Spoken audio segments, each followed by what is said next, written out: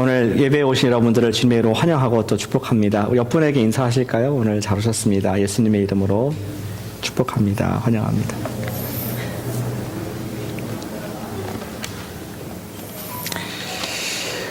계속해서 우리 여름 동안에 예수님의 말씀, 설교 말씀을 직접 우리가 그분의 입술에서 나온 말씀을 듣고 또 삶에 적용하는 시간을 갖고 있습니다. 예수님께서 오늘 말씀에 보면은 자연의 예를 많이 드시는데 오늘 저도 자연의 우리 우화를 하나 가지고 시작을 하길 원합니다. 여러분 잘 아시는 이솝 우화에 보면은 초등학교 때 읽으셨던 이야기가 나옵니다. 이름하여 개미와 배짱이. 그 교훈은 그렇지 않습니까? 여름에 지금 이렇게 따뜻한 뜨거운 여름에 열심히 배짱이는 바이올린을 켜고 노래를 하고 즐거운 시간을 갖는다. 그리고 개미는 그동안에 땀을 흘리면서 곡식을 모아서 겨울을 준비하는 그런 이야기입니다. 겨울이 되면 어떻게 됩니까? 겨울에 개미는 파티를 합니다. 식구들과 함께 따뜻한 집에서 아름다운 또 시간을 갖게 되는데 그동안에 배짱이는 밖에서 얼어 죽게 되죠. 예, 보여주셔도 됩니다. 저런 모습으로 이제 얼어 죽는다. 너무나 새드 엔딩인 것 같습니다. 그렇죠? 요즘은 좀 각색을 했습니다. 그래서 여름에 열심히 노래를 연습한 배짱이가 그 겨울에 개미의 집에 초대를 받아서 겨울에 할 게 있습니까? 밥 먹고 할 게 없으니까 배짱이의 멋진 K-팝을 들으면서 그들이 이제 흥을 겨워서 엔터테인먼트, 당신은 노래를 주고 나는 밥을 주고 하면서 행복하게 살았더라 하는 그런 각색된 것도 제가 읽게 되었습니다. 어찌됐든 교훈은 여전히 똑같다고 생각합니다. 우리가 미래를 위해서 준비를 하자. 그것이 우리 이솝우화의 개미 배짱이 예화라고 생각합니다. 언젠가는 겨울이 오기 때문에 그때를 위해서 오늘만이 아니라 내일을 위해서 준비하는 사람이 지혜롭다 하는 것이 세상의 우리 지혜고 교훈인 것을 보게 됩니다. 이 이야기는 우리에게 교훈을 여전히 주는데 우리 인생이 supply and consumption, 우리가 계속 쌓고 또 소비하는, 또 나중에 언젠가 어려울 때 더 잘 소비하기 위해서 준비하는 그러한 사이클이기 때문에 인생의 지혜라고 할 수가 있습니다. 공부한 학생들은 언젠가 내가 가고 싶은 그 직장을 위해서 준비를 합니다. 또 연구하시는 분들은 언젠가 내가 내게 될 그 논문을 위해서 또 다음 단계 나가기 위해서 열심히 연구를 하고 실험을 하게 되죠. 사업하시는 분은 또 제품을 출시하기 위해서 열심히 연구를 하고 또 일을 합니다. 우리는 현재만 바라보는 사람들이 아니라 미래의 일을 준비하면서 투자를 한다고 할 수가 있겠습니다. 예수님의 제자들에게 예수님께서는 비슷한 말씀을 하고 계십니다. 물론 예수님의 말씀은 단순히 20년, 30년, 40년을 바라보면서 개미가 곡식을 비축하는 그런 종류의 준비는 아닙니다. 오히려 영혼을 바라보면서 그 이상으로 우리 인생의 겨울, 영혼의 겨울이 올 텐데 그때를 준비케 하는 제자들의 지혜의 말씀. 우리가 인생에 어디에 투자를 할 것인가? 바로 하늘을 바라보는 인생을 살라고 하늘에 투자라는 말씀을 하십니다. 오늘 말씀의 주제는 우리가 왜 정말 하나님 나라가 보이지도 않고 지금 현실적인 문제도 아닌 것 같은데 왜 보물을 하늘에 두어야 할까? 우리가 왜 투자를 하늘나라에 해야 되는지 예수님의 가르침을 우리 두 가지 교훈을 오늘 말씀에서 함께 보기를 원합니다. 여러분들 주보에 보시면은 아웃라인을 적어드렸는데 제가 봐도 너무 복잡한 것 같아요. 무슨 말인지 알 수가 없습니다. 제가 적었지만. 그래서 한번 바꿔봤습니다. 첫 번째로 이렇게 바꿔봤는데 땅에 투자하면은 물질을 섬기게 된다. 이것이 첫 번째 이유입니다. 한번 같이 해주실까요? 땅에 투자하면 물질을 섬긴다. 간단하죠? 적으시길 바랍니다. 싹싹 지우고. 예수님께서 우리가 일단 땅에 투자하지 말아야 할 이유를 말씀해 주십니다. 우리 19절에 보니까 너희를 위하여 보물을 땅에 쌓아두지 말라. Not that, but this. 땅에 보물을 쌓아두지 말고 20절에 보니까 너희를 위하여 보물을 하늘에 쌓아두라. 그렇게 분명하고 명료하게 우리가 투자할 곳이 어디인가, 투자하지 말아야 할 곳이 어딘가를 먼저 말씀을 해줍니다. 저는 종종 그런 얘기를 베이에어에서 듣게 되더라고요. 옛날에 2007년도, 2008년도, 9년도까지 미국 경기에 침체가 있었는데 그때 하우싱 프라이스가 떨어졌었다. 그때 집을 산 분들은 지금 집값이 많이 올라가지고 많은 이득을 얻게 됐다. 그때 안 산 걸 후회하는 땅을 치고 사야 될 땅을 치는 그런 분들을 이제 보게 됐습니다. 어쩌면 예수님께서 그것을 우리에게 말씀하시는 것 같습니다.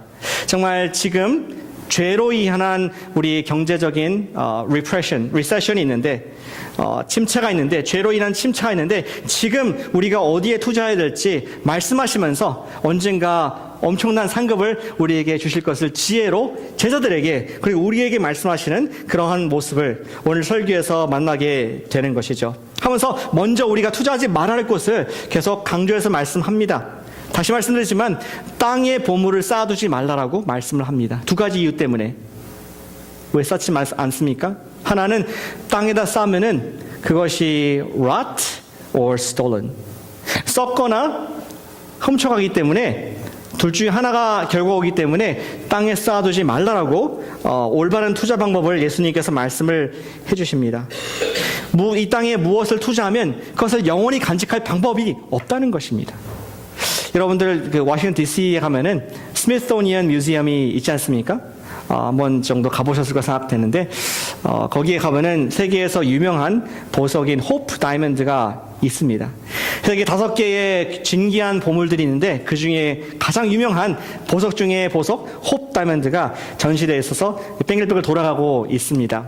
근데 이 호프 다이몬드의 역사를 조금 아십니까? 조사해 보니까 이것이 처음 발견된 것은 인도에서 BC 5세기 때 500년 전 예수님 나시기 500년 전에 어떤 농부가 밭에서 발견을 해서 자기가 취했다고 합니다. 너무나 큰 보석을 발견했기 때문에 44.5캐럿짜리 다이아몬드 발견해가지고 그가 간직했는데 그 뒤에 페르시아 군대가 와가지고 자기의 집을 뺏고 또 재산을 뺏고 자기의 보석을 빼앗아간 역사를 기록하고 있습니다. 그리고 또 시간이 지나면서 페르시아는 다음 나라에서 멸망을 당하고 그 다음부터 그 행방이 묘연해진 보석을 보게 되죠. 그러다가 AD 예수님 오신 이후에 17세기에 프랑스 보석상에서 나타나게 됩니다. 보석상 이름이 장 티베르니에라는 사람인데 그 사람이 이것을 입수를 하게 됩니다. 경매를 통해서 했든지 얻게 됩니다. 그리고 그것을 선물합니다. 1668년 루이 14세 태양왕이라고 하는 그 절대왕에게 그가 선물로 기증을 합니다. 그리고 이것이 대물림되어서 15세까지 루이 15세까지 연결됩니다. 근데 루이 15세는 참수형을 당하고 국민들의 손에 들어갔다가 또다시 경매에 넘어가서 결국에는 프랑스의 보석상 자크 셀로라는 사람이 갖게 되고 또 국경을 넘어서 나중에 러시아의 이반 카니토프스키라는 사람이 이것을 얻게 됩니다. 그리고 나중에 네덜란드의 세공업자인 우리 사람 위에서 이것이 깎였는데 원래는 훨씬 더 큰 다이아몬드가 44.5캐럿의 다이아몬드로 진 형태로 바뀌게 되었다고 합니다. 우리 자매님들 여러분들 다이아 반지 몇 캐럿입니까? half carat, 1 carat, 2 carat, 44.5 돌을 달고 이렇게 달 것 같습니다. 그리고 이것이 나중에 아일랜드의 어떤 뱅커, 은행가가 그걸 사게 되고 그의 이름은 토마스 호프.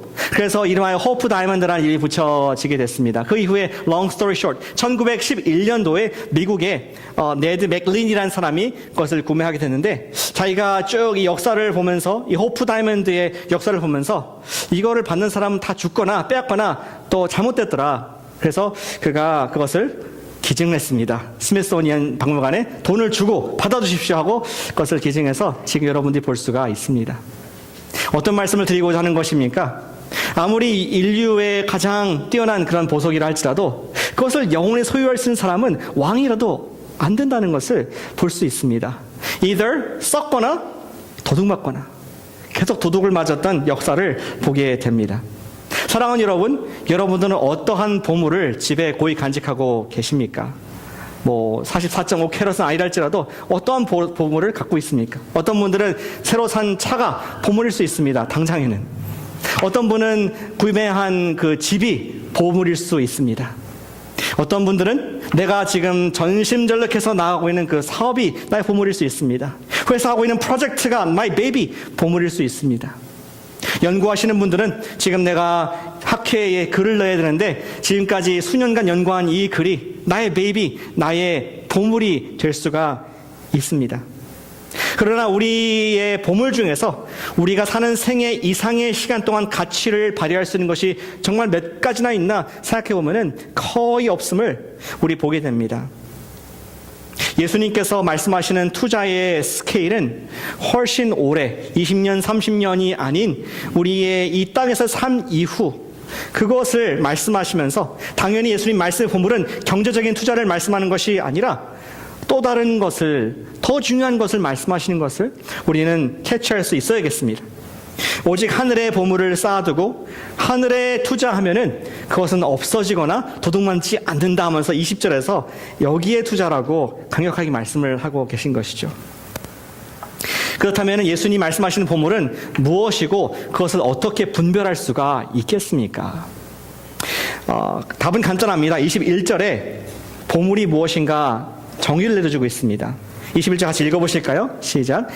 내 보물 있는 그곳에는 내 마음도 있느니라. 여러분들이 마음이 있는 곳이 지금 내 마음과 시간을 사로잡고 있는 그것이 보물이다. 이렇게 말씀을 하고 있는 것이죠.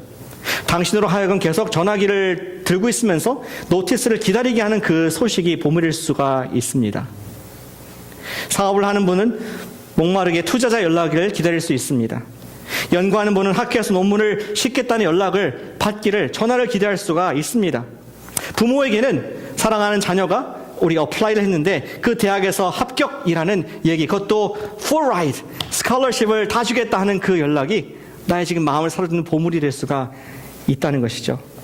또 승진을 기다리는 사람들은 정말 지난주에 인터뷰를 했는데 과연 연락이 올 것인가, 어떤 연락이 올 것인가, 그것을 애타게 기다리는 것이 나의 마음이 가 있는 보물이 될 수가 있습니다. 당신의 지금 마음이 가 있는 곳, 그것이 바로 보물이라는 것입니다. 그런데 우리가 지금 마음을 사로잡고 있는 마음의 보물을, 그것이 무엇인가 바르게 분별하라고 예수님께서 말씀을 하고 있습니다. 아까도 얘기했지만 우리 눈에 대한 글을 읽었습니다. 22절에 눈은 몸의 등불이니 눈이 성하면 온몸이 밝을 것이요 눈이 나쁘면은 온몸이 망가지는 데로 간다. 눈에 의해서 방향을, 인생의 디렉션을 정하게 되는데 우리의 마음의 눈이 나의 보물이 어디로 향하느냐에 따라서 내 몸이, 내 시간이, 내 물질이 거기 있기 때문에 우리 영적인 눈을 밝히고 있으라는 말씀을, 보물을 잘 분별하라는 말씀을 우리에게, 저희에게 하고 있습니다. 왜냐하면은 우리가 그 보물에 따라서 우리의 삶이 구속이 되어버립니다. 이렇게 묶여버립니다. 예수님께서 아까 24절에서 말씀하시기를 한 사람이 두 주인을 섬기지 못할 것이니 이를 중히 여기고 저를 경히 여기고 너희가 하나님과 재물을 겸하여 섬기지 못하느니라. 섬긴다는 표현을 쓰고 있지 않습니까? 우리 말이여 섬기지, 우리 원어로 보시면은 둘로스라는 표현입니다. 우리 설교를 많이 들으신 분들은 아시겠죠? 둘로스는 종, 노예, 슬레이브라는 뜻입니다. 네가 보물이 너의 슬레이브가 될 것이다. 재물이 너의 슬레이브가 될 수가 있다. 너가 거기서 묶여있는 종이 된다. 내 마음이 가득한 돈이 슬레이브가 될 수 있고, 만약에 하나님이 너 마음에 가득하면은 너가 하나님의 섬기는 종이 될 수가 있다. 이러한 예수님의 우리의 보물의 결과를 말씀하시면서, 따라서 우리가 땅에 투자하지 말 것을, 돈의 노예가 되지 말 것을 말씀을 해주고자 하시는 것입니다. 우리는 보물에 따라서 하나님을 섬기는 삶을 살게 되거나 물질을 섬기는 삶을 살게 된다고 예수님께서 경고를 하십니다. 우리는 우리의 마음을 둘 보물을 잘 선택하라고 말씀하는 것이죠. 우리가 재물에 마음을 둘 때 재물이 있고 없고에 따라서 우리 마음이 좌지우지가 됩니다. 우리 인생의 움직입니다. 따라서 재물을 추구할 때 우리는 재물의 노예가 된다는 것이죠. 그런데 이 문제는 이 땅의 보물인 재물은 그것이 나에게 좋은 것을 계속 주면 좋은데 좀이 먹거나 잃어버리거나 하는 그러한 약한 그런 것이라는데 문제가 있습니다. 땅의 보물을 투자를 하면은 우린 계속해서 잃어버릴 것에 대한 것을 마음의 중심에 두는 위험이 있다라고 말씀을 하는 것이죠. 이번 주에 여러분들의 기도로 우리 교육자 수양회를 요세미티로 갔다 왔습니다. 휴가를 못 가신 분들은 죄송합니다. 근데 열심히 우리가 회의를 하고 반나절만 갔다 왔습니다. 좀 위로가 되시라고. 근데 굉장히 아름답더라고요, 올해. 겨울에 비가 많이 와서 물이 참 많더라고요. 8월 달 몇 번 갔었는데 이렇게 물이 많은 건 제가 처음 보게 됐습니다. 그래서 시원한 그런 시간을 갖게 되었습니다. 근데 만약에 제가 그런 아름다운 계곡과 또 큰 바위와 울창한 숲, 물, 이거를 정말 즐길 수 있는데 제 주머니에서 동전 2개를 꺼내서 제 눈에 딱 놓으면은 아무리 앞에 아름다운 축복의 그런 것이 할지라도 돈이 내 눈을 가리기 때문에 작은 돈이 내 마음을 차지하고 내 눈을 차지하고 내 온 정신을 차지해서 정말 하나님께서 주신 그 더 넓은 곳을 보지 못하는 어려움을 겪을 수가 있습니다. 많은 양의 돈이 아닐지라도 그것이 내 눈앞에 있고 내 마음에 있으면은 하나님과 가까워질 수 없는, 그리고 인생을 그런 헛된 데 소비할 수 있다는 것을 말씀해 주고 있습니다. 예수님께서 첫 번째 우리가 투자하지 말아야 될 것, bad investment라고 말씀하시는 것은 우리 땅에 투자하지 말자는 것입니다. 우리 분에게 한번 축복의 걸매 주시겠습니까? 땅에 투자하지 마십시오. 이렇게 얘기해 주시기 바랍니다. 땅에 보물을 두지 말라 것입니다. 그렇다면 어디에 투자합니까? 예수님께서는 말씀하신 대로 하늘에 투자하면은 주님을 위해 살 수 있다고 말씀합니다. 이것도 두 번째 포인트인데 지우시기 바랍니다.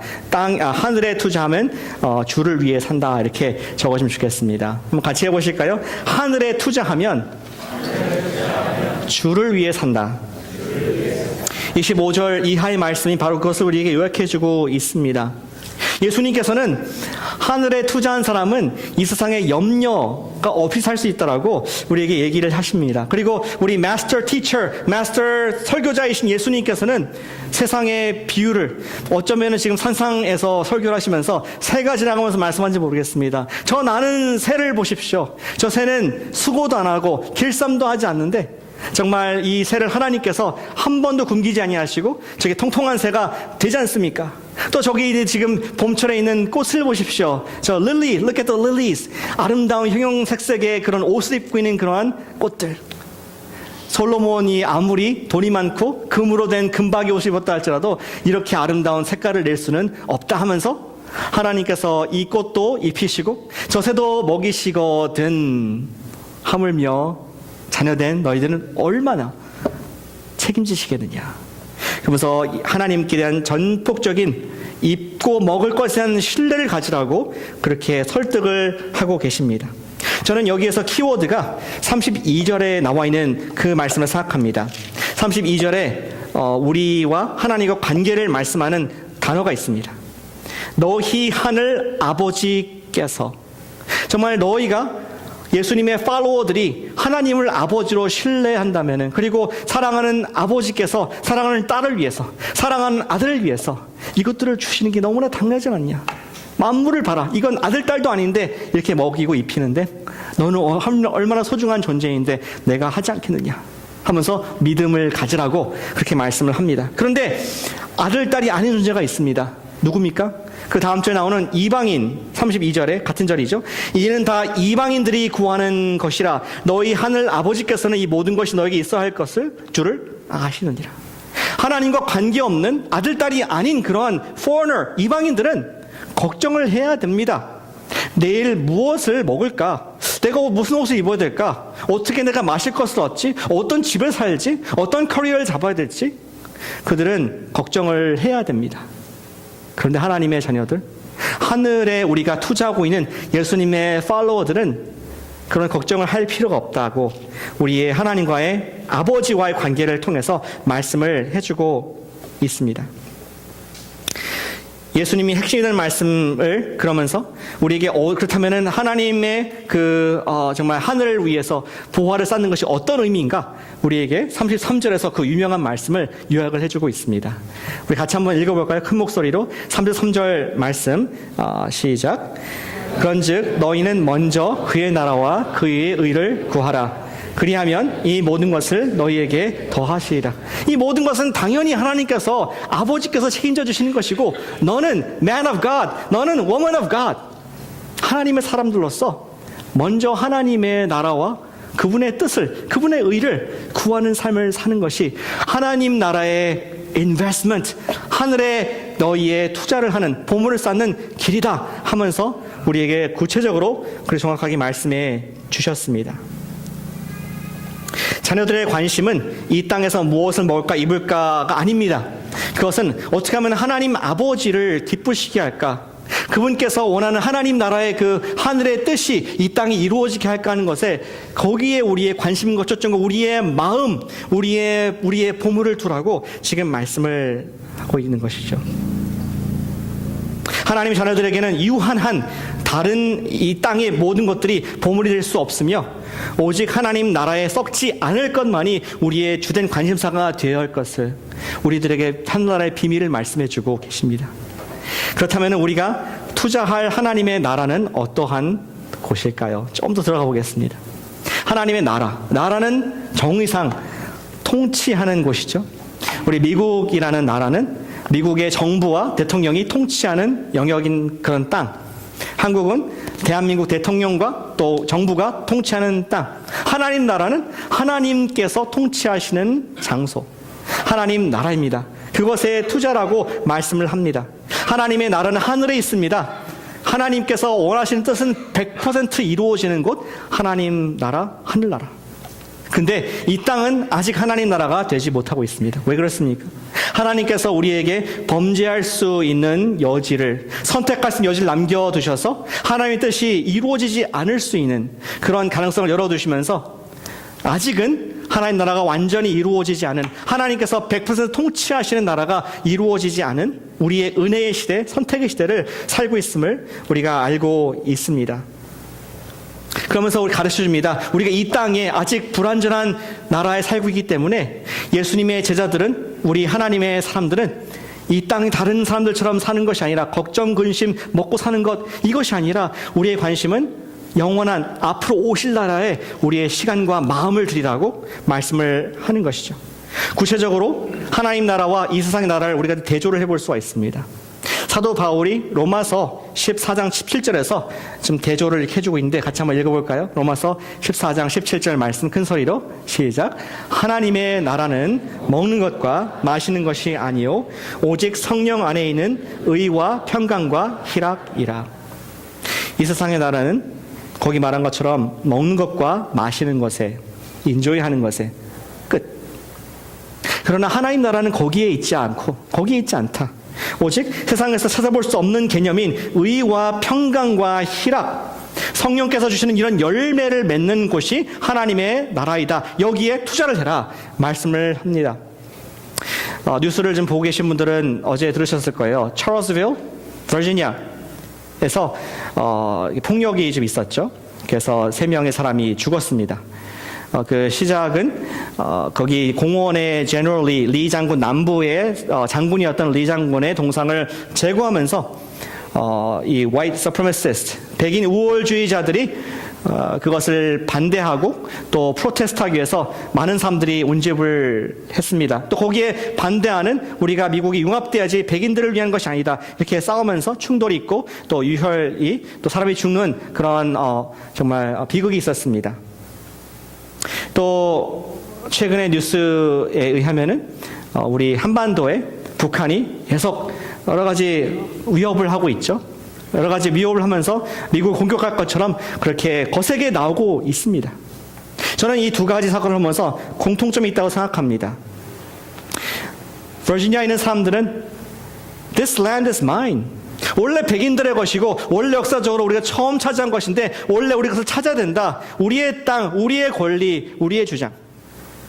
북한에 있는 독재자도 마찬가지로 이 땅은 내 땅이고 내가 통치할 땅이고 영원히 자자손손 내가 다스릴 땅인데 여기에 위협을 가하고 제재를 가하니까 내가 핵을 이용해서라도 미사일을 통해서라도 지키겠다 하는 그러한 욕심과 또 전쟁 위협을 서슴지 않는 모습을 보게 됩니다.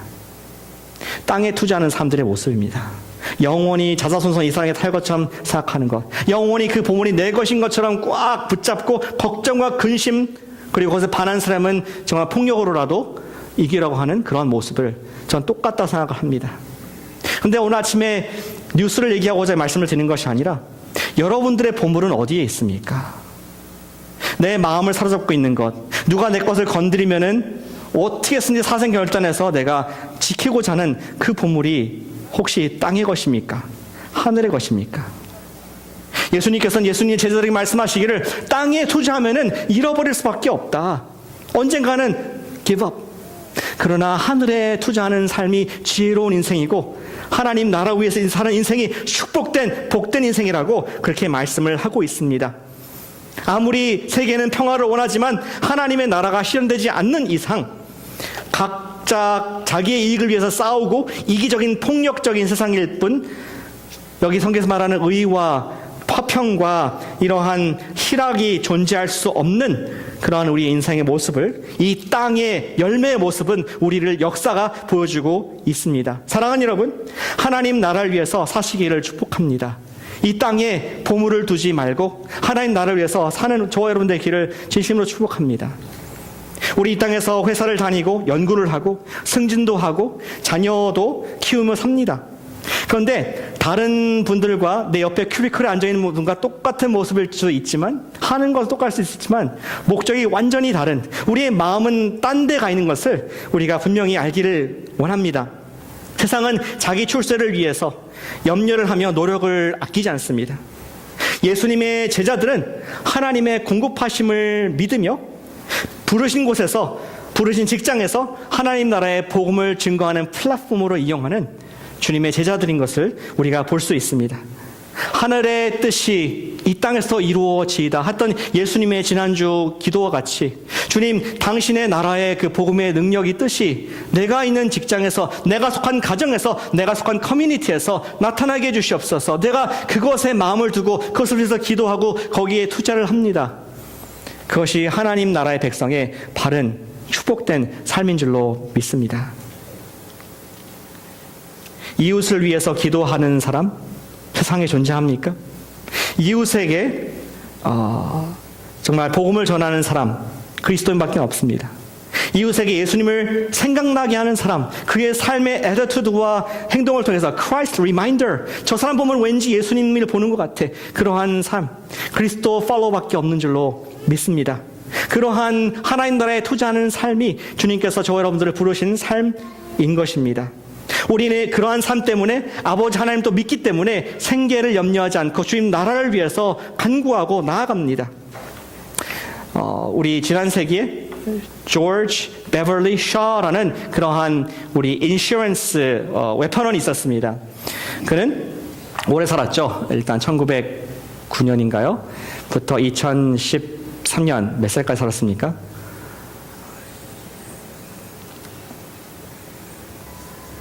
잘 계산이 잘 되시죠? 이 106년 정도 산 것 같습니다.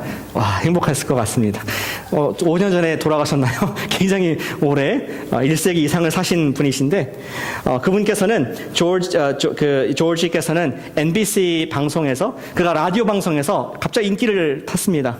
지금은 아메리칸 아이돌 TV 쇼 이렇게 있어서 갑자기 이렇게 스타가 되지만 그때는 라디오 한번 잘 나가면은 또 스타가 될 수 있습니다. 이분이 그 굵직한 바리톤 목소리로 사람들을 매료시켜서 많은 방송에서 제의가 왔습니다. 당신은 우리가 영입하고 싶습니다. 우리의 스타가 되어주시고 우리를 위해서 노래하는 그런 가수가 되어주십시오. 이런 제의를 많이 받아서 너무나 기뻤는데 그 마음속에 흔쾌히 그것을 수락하고 싶지 않은 뭔가 조금 찝찝한 마음이 그렇게 들었습니다. 앞으로 스타로서 길이 보장되어 있는데 그럼에도 불구하고 그는 마음이 편치 않아서 기도를 했습니다. 조용히 머리를 숙여 기도를 했고 또 그의 어머니가 함께, 조지 어머니가 기도를 해 주었습니다. 그런데 기도하다가 어머니 마음속에 아들이 이것을 가는 것이 옳지 않다는 생각이 들어서 본인의 어떤 쪽지를 아들 책상에 넣고 갔습니다.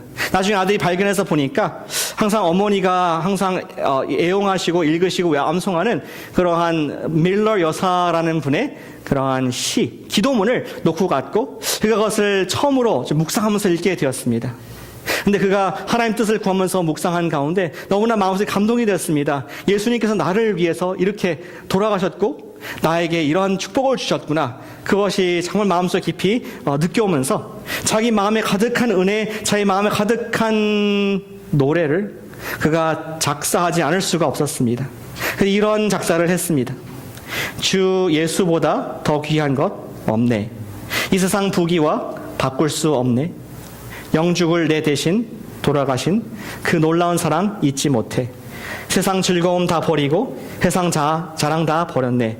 주 예수보다 귀한 것이 없네. 예수밖에 없네. 주 예수보다 더 귀한 것은 없네. 이 세상 명예와 바꿀 수 없네. 이전에 즐기던 세상 일도 주 사랑하는 마음 뺏지 못해.